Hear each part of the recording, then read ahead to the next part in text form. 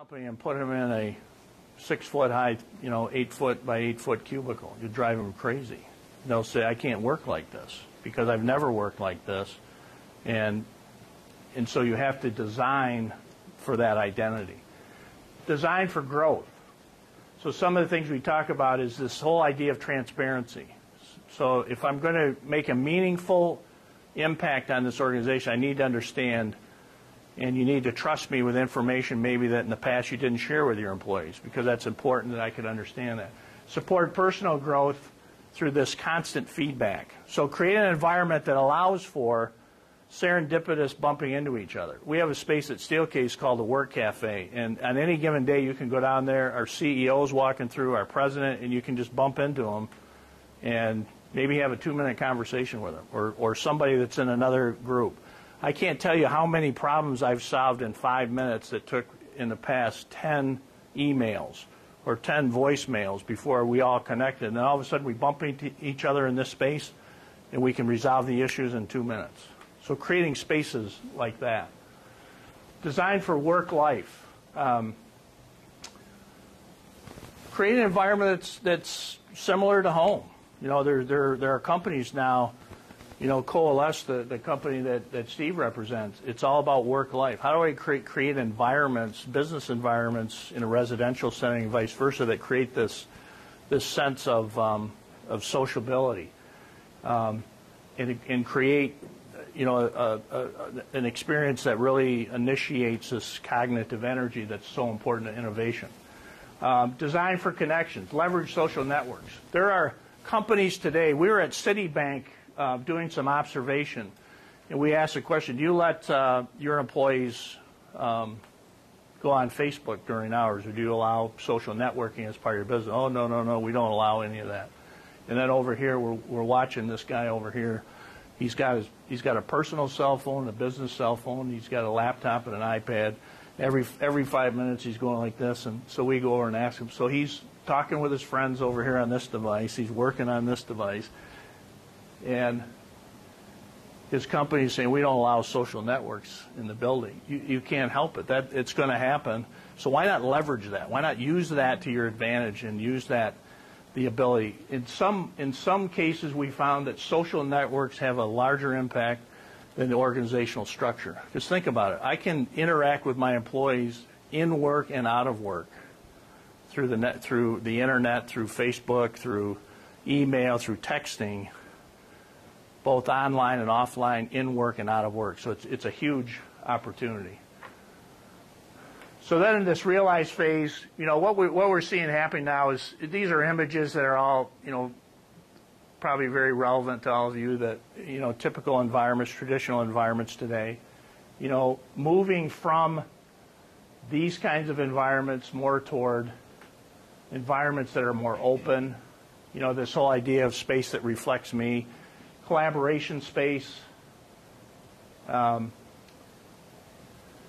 moving from more fixed architecture, more fixed real estate, to settings that depict more social environments, adaptability, multiple setting. Another trend is taking facilities and multi-purposing them. There are training, like this is a training room now, and I can move this into a collaborative environment. I can change it into a social environment, creating those flexible kinds of environments. Moving from this concept that, work only takes place in an office. But look at all the different, we talk a lot about palette of place, palette of presence, and palette of posture, that through a given day an employee needs a range of settings, a range of postures to do the work that we're asking them to do. And so creating that in an environment where I have choice and control as an employee to work here when I have certain things I want to do, to work here when I have more heads down focused work, to work here when I want to collaborate. So creating that palette of place and palette of posture. And moving to this whole idea that we're global now, and we have distributed teams, and some of our companies have distributed teams all over the world. How do we connect those people, and how do we accommodate for different time zones and different cultures and different things. And again, technology and video conferencing and all these kinds of things are tools that we can use to help connect our companies worldwide. And that's, really what this generation is all about.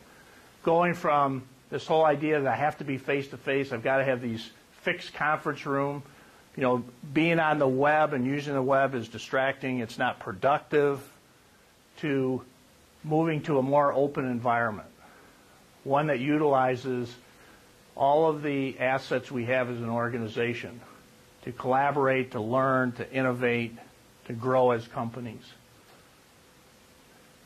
So where do we go from here? We continue, as I said, when we completed this study, we were really curious about the global stage, and so as I said, we just completed a study in China and India on Generation Y, and again the cultural differences and some of the things that are changing there. So we continue to do that, and we continue to keep an eye on this generation. The fact that the expectations they have as they come into our organization, recognizing that we need to provide them with different things than we provided the previous generation.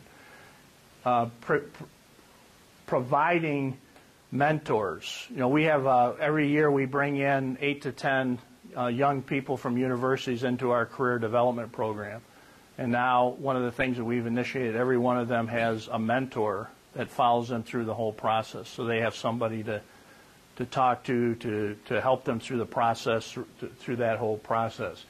As we talked about, technology is like oxygen. So how do we provide the right amount of technology and keep them connected and happy and productive in our organizations? Creating these variety of spaces that help them to work in different ways, in different styles of their own choice and control. And one of the, we talk a lot about attraction and retention. Today we have kind of put another word in there called engage. How do you attract people in, engage, keep them engaged, and then retain them over the life of their with your company? Because one of the things that will happen with this generation, if you don't engage them, they'll very quickly leave because they can find a better opportunity that's for their personal growth and development. So finding ways not only to attract them into the organization, but engage them while they're there, and then the retention will naturally take place after that. So this generation is here now, 32 million strong, fastest growing generation in the workforce today, and it will be for the next 20 years. And so it's just understanding the differences, the behaviors, the expectations that they have, and as employers and as fellow employees, adapting and being flexible to welcome them into the workplace. Any questions or comments? Anything surprise you or anything? Yes, sir. As far as the blend of folks within one space, have you had the opportunity to deal with that where you have maybe 30-40% of the workforce are baby boomers and the rest may be Generation X or Y? How do you create a space that kind of blends all of these ideas together until at least all of this 100% Generation X? Yeah, that's a big challenge, and sometimes you have to make an executive decision, have a strong leader that says this is the direction we're going.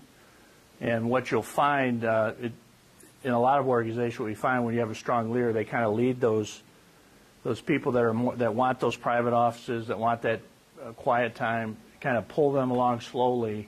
And we're starting to see now more open environments for everybody. Sometimes it's done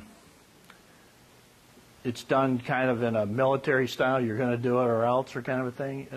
That doesn't really work. But if you do it in a way that you encourage them and show them the benefits of it and how it's going to benefit them and the company, then it's a little easier transition. You want to make hitchhike on that. I think the other key too is what Brad commented about the pallet plates. Having the ability for that person to go, if they have to have heads down work, have a very small enclave. It could be 5 foot by 5 foot, it could be 5 by 4, just having a place that you could go in and close the door and do that concentrated work for whether it's 15 minutes or an hour, and then go back to that open space. But not forcing somebody to always work in what you and I might call in the old days a bullpen type setting. We call it today a benching application. You've got to give a range of places to work in. And I think Brad's analogy of think about your environment today as your house. You know, you have a family room, you have a dining room, you have a kitchen with an island to work off of. Those are all palatable places that you can go at home to get your work done. And we're seeing that same type of thing necessary to support all the different generations. Because you couldn't take me and put me in a benching application and allow and ask me to do concentrated work. I'm just not wired to do that at my age. If I've got a real important task or a job to get done, I've got to go like I did in college, go to the stacks in the library, no one else around, and I'm just in a study carrel, and I get it done. Whereas my daughter, who's 21, she could be in this room and have her earbuds in, and she could be doing anything that is humanly possible, because that's just the way she's wired. So that palette place is really key. Yeah, the operative word is choice and control. Giving people choice and control over their environment is a huge thing that we found. Yeah. Anything else? Well, thank you very much for your time. I hope you found it valuable, interesting, and I'll be around here for a while. If you have any specific questions or anything, I'd be glad to answer those for you. But again, thank you very much for your time.